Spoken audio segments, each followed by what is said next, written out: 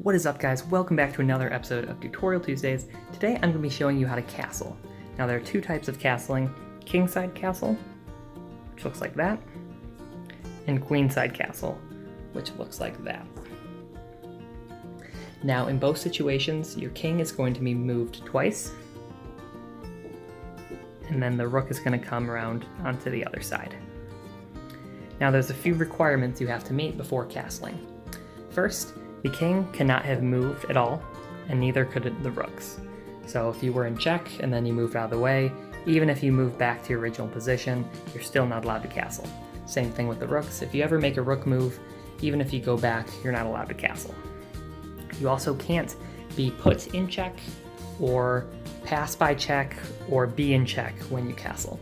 So for example, let's say the bishop was right here, and I wanted to castle. Even though when I do this, I'm not in check, what happens is, because I pass by this piece, I'd be put in check right here while I'm making that move. So because of that, I can't castle. Now also, if I was in check, I wouldn't be able to castle either. And also in the case where when I end up in check, can't do that either. Now, obviously, there can't be any other pieces in the way when you castle, so even if, like, my knight was here, I can't do that. There can't be any piece blocking you when you try and castle. Now, it's very important to note that when you do castle, especially in tournament play, you have to move the king first.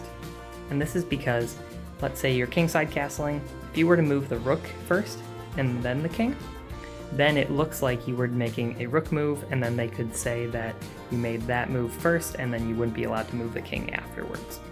So it's always very important to move the king first, or at least move them at the same time. Never make sure to move that rook first. Now the notation for it, if you're ever writing it down, is O-O when you're castling on the king side, and then O-O-O when you're castling on the queen side.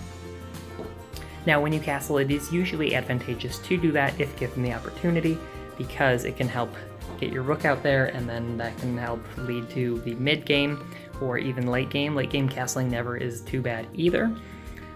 You're going to find yourself kingside castling more often than queenside, because you have one less piece you have to move out to do that, because you only have to move the knight and the bishop out instead of the knight, bishop, and queen.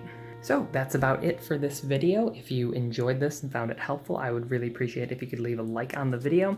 If you want to watch my video on En Passant, you can click up in the top right corner to see that. If you want to see any more chess tutorials, please subscribe to my channel and leave a comment saying what you want to see. And if you have any questions about castling or any other chess related questions, please leave them in the comments below. I'd love to help you out. So thank you for watching. Peace.